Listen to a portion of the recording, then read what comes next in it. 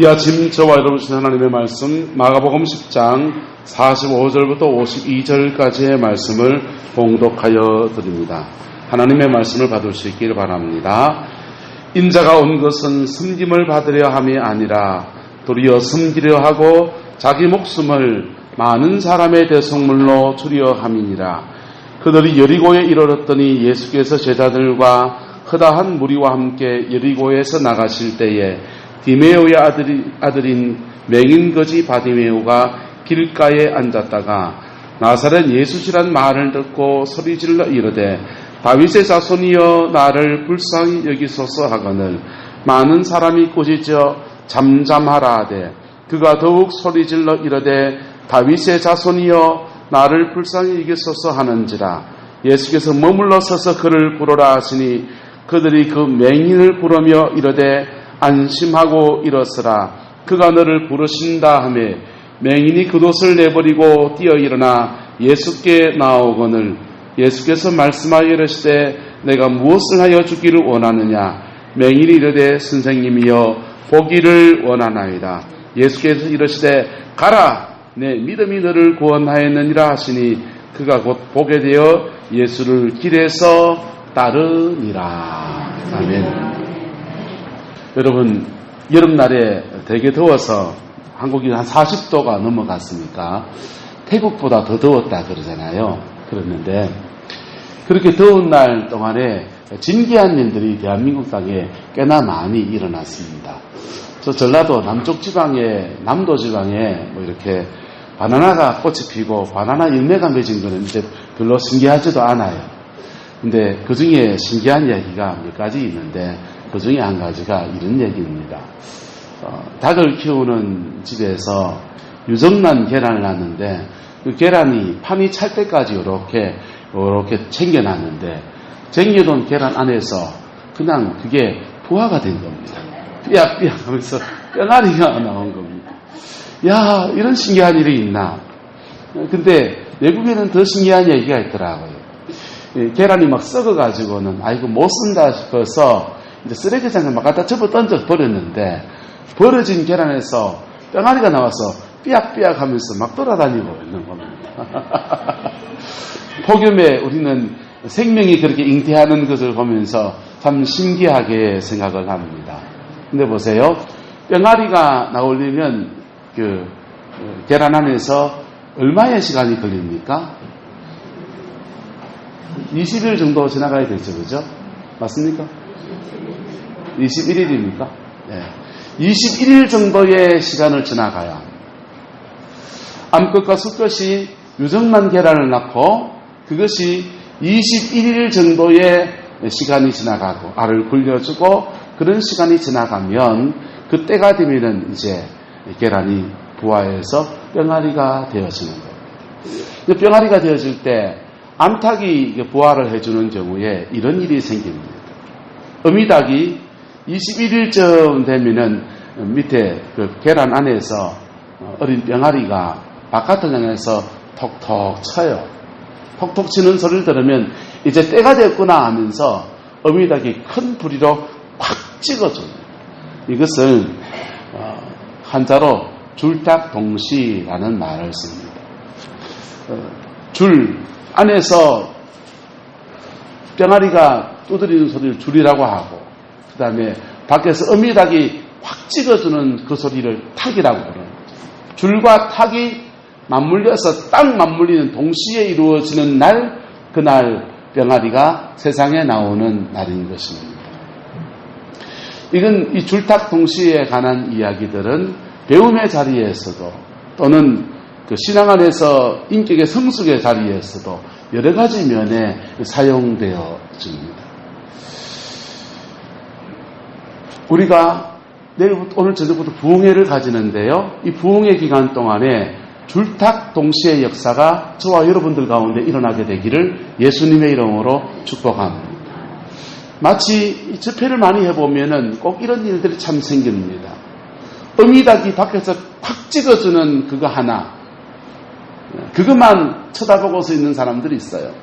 그런데 사실은 그 안에서 뺑아리가 그 안에서 생명을 잉태한 거듭난 성도가 자기 안에 몸부림을 치는 그 여정이 이렇게 준비되어 가지고 시간이 지나서 어느 날 밖에서 찍어주는 것과 안에서 줄하는 것이 딱 맞물리는 그날에 그 사람에게 큰 은혜와 사랑과 역사가 이루어지게 되는 겁니다. 할렐루야. 옆 사람에게 축복합시다. 내일 부흥회 때 내가 주인공이다. 오늘 전도 부흥회 때 여러분이 주인공 되기를 예수님의 이름으로 축복합니다. 성회를 이렇게 저도 막 가서 또 인도해 보기도 하고 또 성회를 참석해 보면서 이렇게 느끼는 것은 성회 때마다 주인공이 한 명, 두 명씩 등장한다라고 하는 거예요. 성회 때 저 사람이 주인공이 되는, 그 집에 대박 맞았대, 이런 소리를 가끔씩 하곤 합니다. 그런데 그렇게 대박 맞은 사람들, 그 성회의 주인공이 된 사람들을 자세히 조사해 보면 마치 이 줄탁동시처럼 그렇게 이루어져요. 오랫동안 기도해 왔는데 그것에 낙심한 것, 지쳐간 것, 다시 일어나고 해서 그 기도했던 제목들에 이제 집회를 통해서 탁 은혜 받는, 그때가 바로 그날이 되는 그런 날들이 그들에게 이루어지는 것입니다. 하나님은 그 한 사람을 위해서 마치 성회를 연 것처럼 그 사람이 주인공이 되어지는 그 아름다운 일들이 일어나고 하는 것입니다. 오늘 본문에 예수님이 여리고를 지나갔습니다. 예수님은 지금 예루살렘을 향해서 올라가시는 여정 중에 있는 분이세요. 그런데 여리고를 지나가시는데 여리고에 수많은 사람들이 있습니다. 장애인도요, 다리 아픈 장애인, 허리 아픈 장애인, 머리 아픈 장애인, 팔 아픈 장애인, 온 장애인들이 다 있고요. 밥 사준다는 사람 다 있고요. 고관대작들 다 있고요. 수많은 사람들이 다 존재합니다. 그런데 여리고를 지나가는 여정에 예수님이 부흥회를 해주시는데 이 부흥회의 주인공이 바로 누가 되는 겁니까? 바디메오가 됐습니다. 이 바디메오란 뜻은 뭐냐 하면요, 바라고 하는 말은 아들이라는 뜻이에요. 그리고 디메오는요, 이 바디메오 아버지 이름입니다. 그러니까 바디메오는 자기 이름이 안 나와 있고 디메오 아들이라는 뜻으로 그렇게 합쳐서 바디메오라고 그렇게 기록되어 있는 사람입니다. 이 사람은 이 여리고 성회의 주인공이 될 만한 그런 사람이 못 되는 것 같습니다. 시각장애인이고요. 그 다음에 먹고 살 벌이가 없어서 그냥 동냥하며 살아가는 거지 신세입니다. 예수님에게 따뜻한 밥 한 그릇을 대접할 수 있는 그런 사람도 못 되고요. 헌금을 많이 들을 수 있는 그런 사람도 못 됩니다. 그런데 바로 여리고 부흥회에서 바로 이 사람이 주인공이 되어진 것입니다. 할렐루야. 이 사람에게 얘기합시다. 5번 부흥회 때 내가 주인공이다. 여러분이 주인공 되시기를 예수님의 이름으로 축복합니다.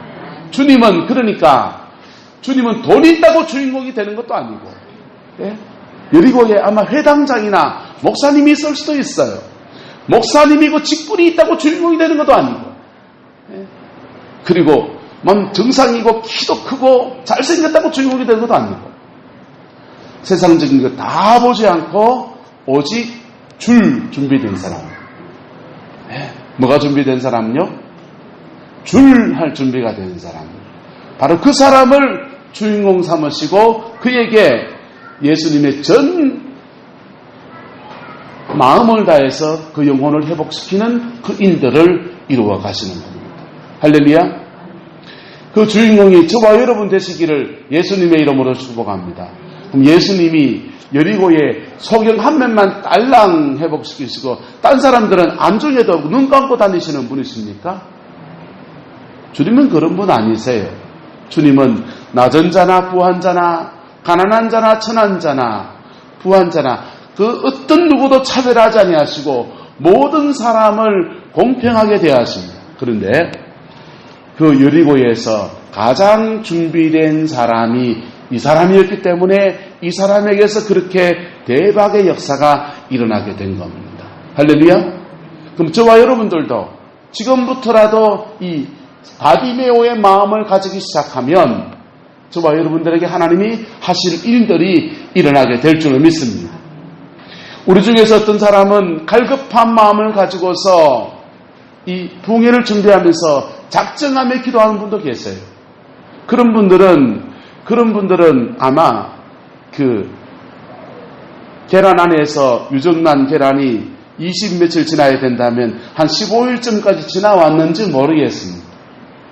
그 나머지 5일 분량을 지나가면서 딱 채워지는 순간 그에게 줄이 이루어지는 거예요. 할렐루야. 나는 아무것도 준비 안 했습니다. 그러면요, 이번 부흥회가 여러분에게 이 계란이 이제 따끈따끈하게 굴러가고 익혀지고 데펴지고 하면서 병아리가 되어가는 여정 안에서 첫 번째 여정이 될지도 몰랍니다. 여러분의 인생 가운데서 지난날 기도하다가 내어놔버린 수많은 제목들이 있습니까? 제가 믿음의 삶을 살아가고 목회를 해나가면서 사람들을 보면서요, 하나님이 그 인생을 축복하시는 여정 안에서 큰 네 칼을 건너간다고 하면 징검다리를요 한 10개는 건너가는 것 같더라고요. 근데 어떤 사람은요, 한 개 건너가다가 되돌아가고, 한 개 건너가다가 되돌아가고, 2개 건너가다가 되돌아가고, 3개, 4개 건너가 중간에 주저앉아 있는 사람도 있고, 별 사람이 다 있는 거예요. 여러분, 여러분의 인생의 여정 안에서, 그 4칼을 건너가는 여정 안에서 징검다리 몇 개 건너가는 것 같습니까? 10개의 징검다리가 있다면, 지금까지 건너온 것에 다시 용기를 내서 나머지 것들을 건너가는 여정 되기를 예수님의 이름으로 축복합니다. 그래서 저는 오늘 저녁부터 성회를 시작하는데, 오늘 저녁 성회 때 뭔가 맹생했다면요, 그 다음날 지나고 그 다음날 지나고 그 다음날 지나면요, 어느덧이 모르게 이 징검다리가 7개쯤 건너가기 시작합니다. 그러면요, 그 영혼 안에 큰 은혜가 오고, 하나님은 그렇게 은혜 받고 하나님이 그를 사랑하는 표징으로 그의 삶에 치유를 허락해 주시기도 하고, 물질을 풀어주시기도 하고, 자녀의 인생에 하나님의 하늘의 복을 허락해 주시기도 하고, 하나님께서 허락하신 그 은총들을 하나님이 부어 허락하여 주시는 것입니다. 히브리서는 말합니다. 믿음은 바라는 것들의 뭐라고 합니까? 실상이다 그랬어요. 믿음은 바라는 것들의 실상이다 그랬는데, 이 믿음이라는 단어가 무슨 말로 쓰여졌냐면 이런 뜻입니다. 한번 따라합시다. 받침대를 놓다. 받침대를 놓다라는 뜻이에요. 우리가 믿음을 가진다고 하는 것은 받침대를 놓는 것과 같다는 거예요. 이 받침대가 뭐냐? 보세요. 여기 엄청나게 무거운 돌이 있습니다. 근데 여기에 그 지렛대가 있다면, 긴 지렛대로 받침대가 탁 놓여지면 뭐 하면 됩니까? 돌면 되잖아요. 태산 같은 문제가 있는데, 우리가 하나님 앞에 믿음을 가진다고 하는 것은 마치 이 받침대를 하나 놓는 것과 같아요. 받침대를 놓으면 하나님이 긴 지렛대로, 하나님의 능력이라는 긴 지렛대로 이것을 쓱 들어옴직여요. 그럴 때 태산 같은 문제가 믿음이 바로 실상이 되는 역사가 나타나게 되는 것입니다. 여러분의 믿음이 실상이 되는 은혜가 있기를 예수님의 이름으로 축복합니다. 믿음의 받침대를 딱 놓을 때요, 하나님은 거기서 지렛대를 탁 들어서 하나님의 능력이란 지렛대를 확 지켜주시면서 그 태산 같은 문제가 굴러가게 하시는 그 은혜를 베풀어 주시는 것. 할렐루야. 이 믿음의 받침대가 우리가 놓여지는 여정 안에서 어떤 사람은 작정 기도합니다. 아침을 금식하며 기도하기도 합니다. 어떤 사람은 이 모양 저 모양으로 하나님께 나아갑니다. 이 받침대가 딱 놓여지는 것이 마치 어린 병아리가 그 20 며칠의 시간을 보내면서 인고의 세월을 보내고 난 뒤에 줄하는 것과 같아요. 믿음의 받침대가 딱 만들어지면 그때 주님은 우리에게 실상을 안겨주시는 은총을 허락해 주시는 겁니다. 할렐루야. 네. 여러분의 인생에서 하나님께 어떤 응답들을 받아봤습니까? 믿음이 어리고 신앙생활의 초신자 때는요, 하나님이 그냥 꿈으로도 막 나타나시고 그렇지만은 신앙생활 이런저런 여정을 해나가다 보면 주님이 우리의 믿음을 달아보신다. 달아보시면서 그 받침대가 낮았는지 안 낮았는지 우리를 달아보시는. 근데요, 그 여정은 어떻게 되느냐? 나도 모르는 사이에 성령께 몸부림치고 기도하다 보면요, 이 받침대는 성령 안에서, 우리 안에서 만들어지는 거다. 할렐루야? 우리 안에서 턱 만들어지면 그게 딱 만들어지는 순간에 우리 속에 줄 하면서 껍질을 두드리는 어린 뺑아리 외침들이 일어나는 것. 그리고는요, 그때에 맞춰서 탁 하면서 깨어들이시는 어미닭의 그 역사처럼 하나님의 역사가 일어나게 되는 것입니다. 할렐루야. 오늘 소경거지 바디메오는요, 여리고에서 동냥을 하는 그런 신세의 삶을 살아갑니다. 근데 그에게 예수님이 지나가신다라고 하는 소식이 들려진 것입니다. 예수님이 지나가시는데 그 예수님에게 자신의 인생의 문제들을 한번 도움을 받고 싶은 마음이 간절했습니다. 그래서 그가 예수님이 지나가는 골목에서 외치기 시작합니다. 다윗의 자손 예수여, 나를 불쌍히 여기소서라고 외치기 시작합니다. 그 한번 그 외치는데 사람들이 잠잠하라고 막 그렇게 말하는 거예요. 왜냐하면 예수님에게서 다윗의 자손이라고 공개적으로 말하는 것은 굉장히 사람들에게 난감한 문제를 유발하는 제목이었습니다. 그 당시의 시대 분위기 안에서 다윗의 자손이 와서 이스라엘을 회복시킨다라고 그들이 생각했는데, 예수가 그 사람이 된다면 로마에 적대하는 사람이 되고 헤롯이 그를 잡아 죽일 것이고 막 여러 가지 난처한 상황이 있어요. 하지만 이 소경거지 바디메오는 자신이 믿는 바 신앙대로 다윗의 자손 예수여, 나를 불쌍히 여기소서라고 외치되기 시작합니다. 그러면서 그의 마음 안에서, 그 영혼 안에서 믿음의 받침대가 하나씩 이렇게 만들어지기 시작하는. 사람들이 말합니다. 잠잠하라! 그런데 잠잠하지 않고 바디메오는 더욱 크게 소리를 지릅니다. 48절은 더욱 크게 소리를 질러 다윗의 자손이여, 나를 불쌍히 여기소서. 아마 이렇게 말하는 게, 다윗의 자손이여, 나를 불쌍히 여기소서. 난리가 난 거예요.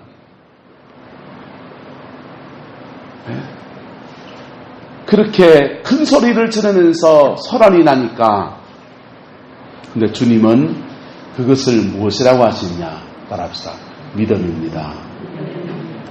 예수님 그분이 나에게 회복을 주실 것이라고 하는 그 믿음을 주님이 그에게 보시고 그의 영혼 안에서 받침대가 만들어지는. 그리고는 주님이 그를 부르십니다. 안심하고 일어나라. 그가 너를 부르십니다. 그랬더니 이 맹인이 겉옷을 내버리고 뛰어 일어나 예수님께 달려왔다라고 하는 것입니다. 여러분, 저와 여러분의 인생 가운데서 하나님이 여러분의 인생에 어떤 기회들을 줬습니까? 우리나라 말로는요, 사람에게는 자기 인생의 기회가 한 3번 정도 온다. 근데 그 3번 정도 인생을 한번 일어날 수 있는 기회가 오는데 그걸 놓치면 안 된다는 거예요. 그런데요, 여러분, 기회라는 특징이 뭡니까? 기회의 특징은요, 기회가 다가올 때는 이게 기회인지 다음에 더 좋은 것이 있는지 헷갈리는 게 기회입니다. 맞습니까? 안 맞습니까? 두 번째요, 하나님이 우리 인생에 주시는 기회는 많은 경우에 뭐와 함께 오느냐? 위기와 함께 와요. 뭐와 함께 온다고요? 위기. 그래서 위기라는 말 자체가 위험할 위자와 기의 기자가 더해진 겁니다. 사람은 묘한 게 있어서 인생이 좀 발전하기 원하고 인생의 새 인생을 살기 원하는 그런 마음이 있는가 하면은 좀 이 현 시간에 안주하고 싶은 마음이 있어요. 그래서 하나님이 그 인생에게 기회를 주려고 할 때 한번 확 흔들리는 현상이 일어나는 거예요. 흔들리는 현상 속에서 위험해질 수도 있고 뭘 잡을 수도 있고, 옆 사람 얘기하세요. 위험해지겠습니까? 기회를 잡겠습니까? 위험과 기회가 함께 오는 거예요. 기회의 특징입니다. 그래서 많은 사람들이 그에게 인생에 주어지는 좋은 기회들을 놓쳐버리게 되는 겁니다. 그래서 기회는 사실은 준비된 사람이 잡게 되어 있고요. 그 타이밍 안에서 성령의 인도함을 받는 사람이 잡게 되는 겁니다. 세계적인 명지이자였던 토스카니라고 하는 사람은요, 원래 첼로 연주자였습니다. 불행하게도 이 사람은 굉장한 근시였습니다. 근시는 가까이 있는 게 안 보이는 사람이에요.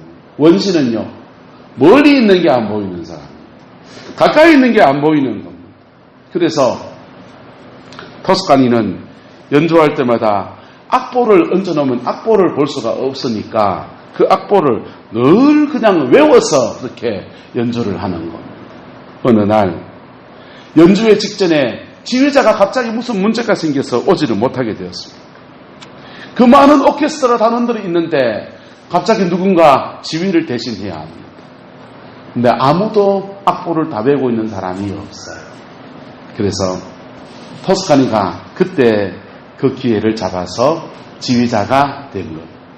그 지휘자 하면서 그때부터 그가 세계적인 명지휘자의 바늘에 들어가는 데뷔 무대가 되어진 것입니다. 준비된 사람에게 기회가 옵니다. 할렐루야. 준비된 사람이 기회를 잡을 수 있습니다. 옆 사람에게 없어. 기회는 아무에게나 오지만 준비된 사람이 잡을 수 있습니다. 그래서 준비된 사람을 잡을 수 있는데 토스카니는 그 기회를 잡았습니다. 마크 트웨인이라고 하는 사람은 쓸데없는 발명품에 몇 번 투자하다가 돈을 몽땅 날리는 그런 경험을 했습니다. 그런데 어느 날 나쁜 사람이 찾아와서 이상한 물건을 자기 앞에 내어놓으면서 내가 이것을 발명했는데 이렇게 말합니다. 당신에게 행운을 사라고는 말하지 않겠습니다. 하지만 당신이 5달러 우리나라 돈으로 얼마냐 하면요. 한 6,000원, 7,000원 정도 되겠네요. 5달러만 낸다면 그만한 몫을 지분을 받아들이겠습니다. 그렇게 말하는 겁니다. 마크 트웨인이 그 보고서 자기의 실패를 생각하면서 싫습니다 라고 말했습니다.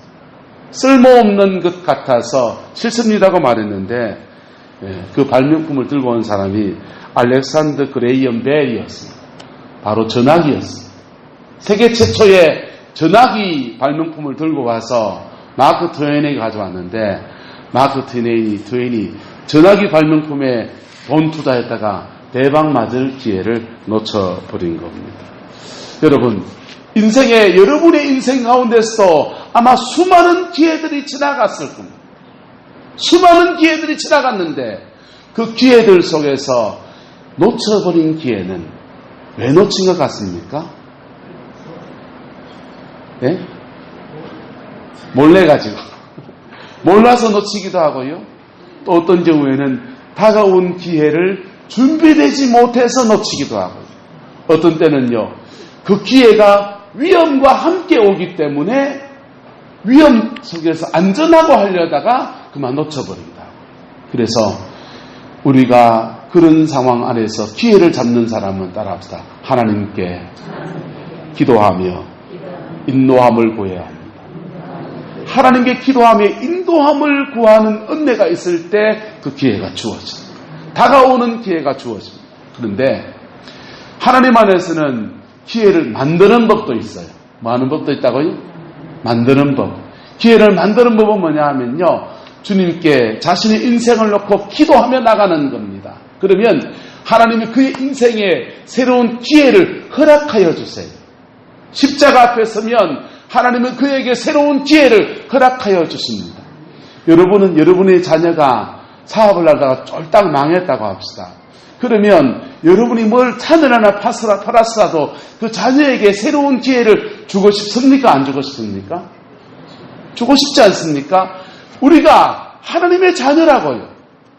하나님의 자녀이고 하나님의 자녀이기 때문에 우리가 우리 인생에서 절망하고 낭망하고 지쳐있을 때 하나님은 우리에게 새로운 기회를 주기 원하십니다. 문제는 뭐냐? 하나님 보시기에 야는 기회를 더 줬다가는 더 죄짓겠네 하면 안 주는 거예요. 더 죄짓게 하면 안 주는 거예요. 그런데 하나님, 내가 회개하고 내가 똑바로 살겠습니다, 내가 믿음 안에서 이것을 원합니다 라고 간구하며 나가면 그것이 하늘에 상달되어질 때 그의 인생에 새로운 기회를 안겨주십니다. 할렐루야. 그래서 하나님으로부터 제2의 기회를 받아서 은혜의 생을 사는 사람들이 꽤나 많이 있습니다. 유튜브에 보면은 김미진 간사 같은 분은요, 그분은 어머니 때부터 거지들, 가난한 사람들을 굉장히 많이 구제했습니다. 그랬더니 그 은혜가 흘러와서 시집을 갔는데 너무너무 잘 사는 집에 시집간 거. 그리고는 하나님 많은 물질을 주셔서 그 물질 가운데서 하나님의 영광을 나타낼 수 있는 아름다운 삶이 그에게 주어졌습니다. 문제는 돈 가지고 돈질 좀 했어요. 그랬더니 어느 날 갑자기 보정 잘못 쓰고 뭐 하고 하면서 50억대의 빚을 져가지고는요, 빚쟁이에게 쫓기는 신세가 되었습니다. 그 절박한 처지에 모든 것 다 내려놓고 제주 열방대학 가서 하나님 앞에 서는 시간을 가졌더니 하나님이 두 번째 기회를 그에게 허락해 주십니다. 새로운 기회를 허락해 주십니다. 그리고 지금 대한민국 전체에 돌아다니면서, 아니 전 세계를 다니면서 하나님 앞에서 재정의 축복을 받는 은혜가 어떻게 주어지는지에 대해서 강의하고 나누고 증거하는, 자기의 삶으로 증거하고 이론을 제시하는 그러한 믿음의 사람으로 쓰임받고 있는 것입니다. 할렐루야. 저와 여러분들 앞에서 기회를 만들어가는 은혜도 있기를 예수님의 이름으로 축복합니다. 하나님 앞에 기도하면은 역사를 주관하시는 그 하나님이 그에게 새로운 기회를 만들어서라도 안겨주시는 분이세요. 할렐루야. 근데 주어진 기회도 못 잡으면요, 옆 사람한테 얘기하죠. 주는 떡이라도 잘 먹읍시다. 여러분, 주는 떡이라도 잘 먹어야 되지 않습니까? 네? 바디메오는 그 인생에 주어진 기회들을 잡는 사람이었어요. 예수님이 지나간다고 하니까 그 길목에 서서 한 찰나지간에 그냥 계속 거기서 설교하고 계신 것도 아니고 지나가는 여정에 그 예수님한테 화음을 치대면서 불러대었고요. 그리고 그의 기회로 삼아서 그가 그 인생의 새로운 전환기를 맞이하게 된 겁니다. 주님은 그에게 나와서 말씀하십니다. 그를 부르라. 그를 불렀습니다. 이 소경거지 바디메오는 그의 정직한 기도를 예수님께 올려드립니다. 소경거지 바디메오에게 예수님 물었습니다. 그랬더니 소경이 저는 나라와 민족의 통일을 원합니다 라고 한다든지, 우리나라가 저 로마의 압제에서 회복되기를 원합니다. 여러분, 그거는 바디메오의 소원이 아니고 유대 민족의 소원이에요. 한국 사람들은 기도할 때에도 굉장히 대의적인 기도를 하는 사람들이 있어요. 역사와 만물을 주관하시고 온 인류를 주관하시는 좋으신 하나님 하면서 막 대한민국 기도하고 교회 기도하고 전 세계를 놓고 기도하고 그러는데 정작 자기 안에 있는 정직한 마음은 고백하지 않는 분들이 계세요. 바디메오는 그의 인생의 정직한 마음의 소원을 예수님께 말합니다. 여러분, 예수님 앞에 정직해지기를 주의 이름으로 축복합니다. 주님이 그에게 만나주는 그 기회 앞에서 정직한 고백을 예수님께 더 하고 있는 것입니다.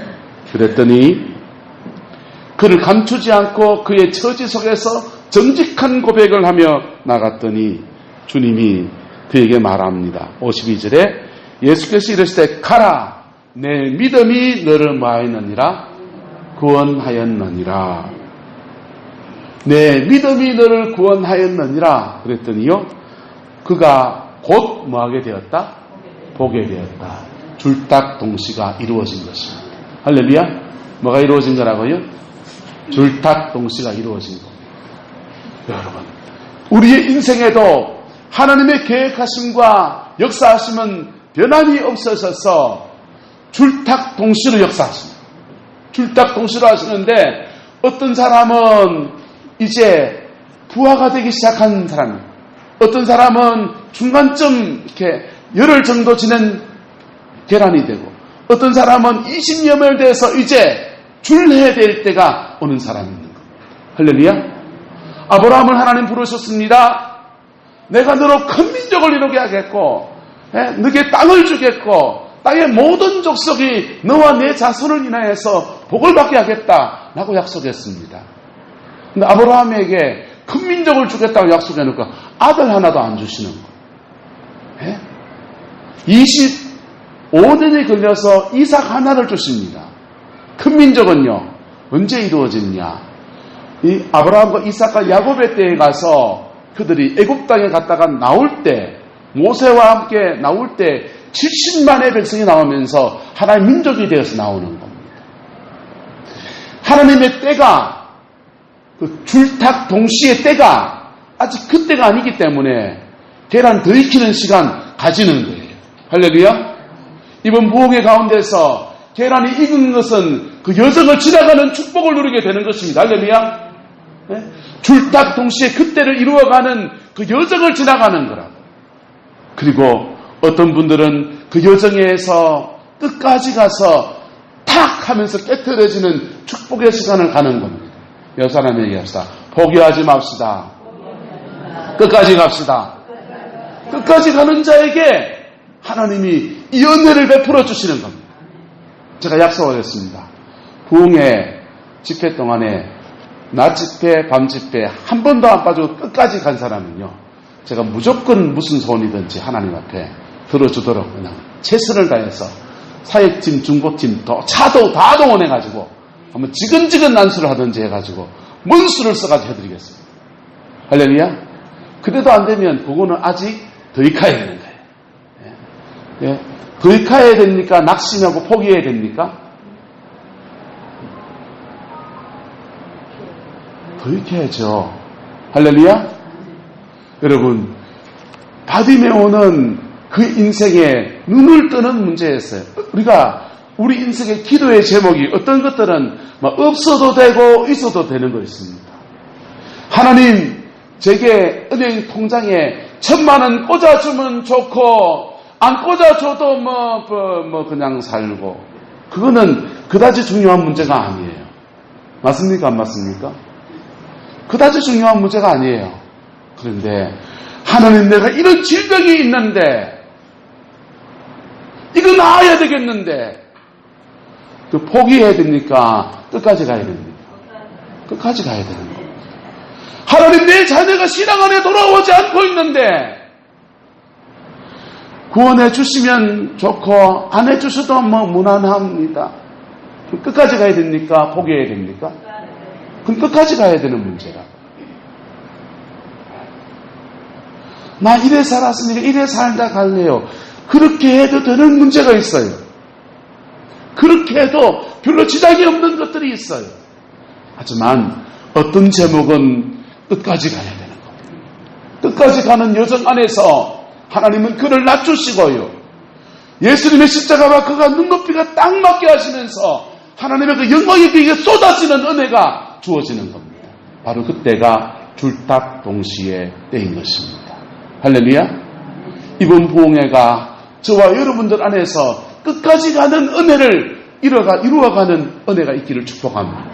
그리고 우리 성도들 가운데서 올바른 그 줄탁 동시에 그 역사 가운데 딱 붙이게 되는 은혜가 주어지게 되기를 예수 이름으로 축복합니다. 우리는 그때를 잘 몰라요. 그때를 아시는 분은 하나님 그분이시라고요. 우리는 그저 내게 주어진 자리에서 묵묵히 그 여정을 걸어가는 겁니다. 저는 이 사역을, 성령 사역을 한 10년째 넘게 하고 있어요. 그런데요, 많은 사역자들을 이렇게 만나고 그럽니다. 그런데요, 예언의 은사가 있는 사람들은 하나님이 그에게 무엇을 해주실까 하는 걸 알아요. 꿈으로든지 뭐든지 가르쳐줘요. 그런데 무엇을 해주실까를 아는데 이 여정을 잘 안 가요. 그렇게 해주실 것이다 라고 하는 그것에 대한 기대와 환상을 가지고 있는데 징검다리 10개 건너가는 여정을 걷질 않아요. 왜? 힘이 드니까. 그 사람들에게는요, 그의 예언은 항상 꿈일 뿐이에요. 믿음이 실상이 되기를 예수 이름으로 축복합니다. 믿음이 실상이 되는데 받침대를 만들어야 될 텐데 그걸 안 만드는 거예요. 어떤 사람들은요, 열심히 무식하게 기도합니다. 능력받아서 막 불같이 막 기도합니다. 그래서 받침대를 만드는 것 같아요. 그런 분들은 또 무슨 문제가 있냐 하면 이 징검다리를 1개, 2개, 3개, 4개 막 만들어 가다가 지쳐버리는 거예요. 뭐 보이지도 않고 뭐 되는 것도 없고 방언기도 깨구리처럼 깔랄랄랄 하는데도 뭐 별로 뭐 안 이루어지는 것 같고 그래가지고는요 지쳐가지고 중간에 포기해버려요. 그런데요 끝까지 가는 사람이 있어요. 포기할 수 없는 제목이기 때문에 끝까지 가는 분들이 있습니다. 또는 의지가 남다른 불세출의 의지를 가지고 있어서 끝까지 가는 사람이 있습니다. 그런 사람들은 반드시 열매를 땁니다. 할렐루야. 반드시 열매를 땁니다. 믿음의 결과를 반드시 경험하게 됩니다. 하나님은 요걸 구했는데 요게 아니라 이걸 갖다 주시고 더 좋은 것을 갖다 주시는 수많은 경우들도 존재합니다. 우리는 뭐 해야 되느냐? 내게 주어진 시간 가운데 포기하지 않는 거예요. 옆 사람 얘기합시다. 포기는 김장할 때나 씁시다. 실패는요, 바느질 할 때나 쓰는 말인 겁니다. 여러분, 지난날에 실패하고 좌절했습니까? 주님은 그 자리에서 기다리고 계십니다. 나머지 여정을 함께 걸어가자. 성령께서 말합니다. 내가 너를 도와줄 것이다. 그리고 나머지 여정에 분량을 채워가면서 그 끝에 갔을 때 받침대가 딱 만들어지고는 어느덧이 그 태산 같은 문제가 확 넘어가는 것. 부산에 가면 석포교회라는 교회가 있습니다. 이 교회가 부산 문화예술회관 밑에 교회가 있는데 처음에는 그 문화예술회관이 없었어요. 나지막한 산이 있고 거기에 절이 하나 있었습니다. 석포교회에서 밑에서 예배를 드리는데 어느 날 예배당 그 마당에서 막 이렇게 염주 같은 게 막 튀어나오고 이게 뭐고 그러니까 저 위에 절에서 그걸 갖다 묻어놓은 거예요. 저 교회 망하라고. 주일날 예수님 찬양 오면서 그 위에서 들어옵니다. 마하바냐라를 뭐라고 불러. 이 예배를 드리기 굉장히 난감하게 그렇게 방해를 하는 거예요. 그래서 이 교회가 작전 기도에 들어갑니다. 하나님 저거 어떻게 좀 해주세요. 작전 기도를 합니다. 하루 기도해도 소용없고 이틀 기도해도 소용없고 3일 4일 기도해서 몇 날 며칠을 몇 달을 기도하면서 작전하며 나가는데 어느 날 부산시에서 도시계획이 발표됐습니다. 부산시의 그 스포교회 앞에 있는 나지막한 산을 그 산을 쭉 밀어버립니다. 불도저로. 요즘 기술 좋지 않습니까? 불도저로 다 밀어가지고 거기서 나온 흙덩어리 가지고 부산시내 가서 때려 부었어요. 방파제를 만들었어요. 그리고 나지막한 그 언덕 같은 산을 깎아가지고는 거기다가 부산 문화예술회관을 세웠습니다. 석포교회는요, 예배드리고 교회학교 아이들이 문화예술의 그 넓은 잔디밭에 벤치에 가서 돗자리 펴놓고 구역 공부하면서 그렇게 하나님 앞에 찬양하며 예배하며 그 동산 전체를 자기 교회 앞마당처럼 사용하는 축복을 누리게 되었어요. 할렐루야. 그 교회도 위기를 뭘로 바꾼 겁니까? 위기를 기회로 바꾼 겁니다. 할렐루야. 저와 여러분의 인생 안에서 위기가 왔는데 그 위기 속에서 하나님의 얼굴을 구하는 것을 얼마나 해왔습니까? 그거 하나님의 얼굴을 구하고 포기하지 않고 나가면요, 시간 좀 걸립니다. 시간 좀 걸린다고요. 뿅아리 생명이 잉태해서 계란이 이렇게 생명으로 바뀌어져 가는 그 여정이 있다고. 그 여정이 지나고 난 뒤에 하나님은 그 뿅아리에서 놀라운 부활의 생명의 역사를 허락해 주시는 것. 할렐루야. 왜 그 여정을 하나님 허락하시느냐? 왜 그 여정을 허락하시냐면요, 여러분, 믿음의 받침대 만들려고. 뭐 한다고요? 믿음의 받침대 만들려고. 또 하나님이 그를 낮추셔야 되니까 그릇 만드시는 거라고요. 축복을 담을 수 있는 뭐 만드신다고요? 그릇 만들고요. 여러분, 간장 담았던 종지에 된장 담았던 단지에다가 메시를 바로 담습니까? 아니면 시크가 물에 주기가 울가가지고 다 빼내고 합니까? 그거 다 빼내고 해야 되잖아요. 제대로 된 하나님의 은혜를 담을 수 있는 축복의 그릇을 만드는 여정이 그게 기간인 거예요. 그 낮아짐의 시간인 겁니다. 할렐루야. 저와 여러분의 인생 가운데 이번 부흥회가 그것을 만들어가는 계기가 되기를 축복합니다. 그 만드는 여정 안에서 나머지 그 분량을 채워가는 여정이 되기를 축복합니다. 여러분 가운데서 줄탁동시에 그 역사가 집회 가운데서 일어나게 되기를 또한 축복합니다. 새 정류의 축복이 저와 여러분들에게 이루어지게 되기를 예수님의 이름으로 축원합니다. 기도하겠습니다. 사랑과 은혜가 많으신 아버지 하나님, 주님을 사랑합니다. 주님을 의지합니다. 꼭 예수님 안에서 승리하는 저희들에게 하나님 역사하여 주시고 아버지의 뜻 가운데 온전히 세워지게 주장하여 주시옵소서. 오늘 여리고의 가장 낮은 자 소경이요 거지였던 사람이 예수님께 기회를 얻었던 것을 봅니다. 아니 그가 기회를 만들었던 것들을 봅니다. 주님, 저와 여러분 우리들도 이렇게 하늘의 기회를 만들어가는 은혜가 있게 축복하여 주시고 주님이 주신 기회를 붙잡는 저희들 되게 하나님 주장하여 주시옵소서. 여호와께서 함께해 주시기 원합니다. 예수님의 이름으로 축복하며 기도드리옵나이다. 아멘. 지금은 우리 구주 예수 그리스도의 은혜와 우리 하나님의 그 크신 사랑과 성령 하나님의 내주 교통하심, 우리 인생에 주신 하늘의 기회를 소중히 여기고 그 기회를 믿음으로 붙잡기 원하는 성령의 모든 성도들 위해, 그 가정과 삶의 모든 자녀들 위해 지금부터 영원토록 함께 계시기를 간절히 축원합니다. 아멘.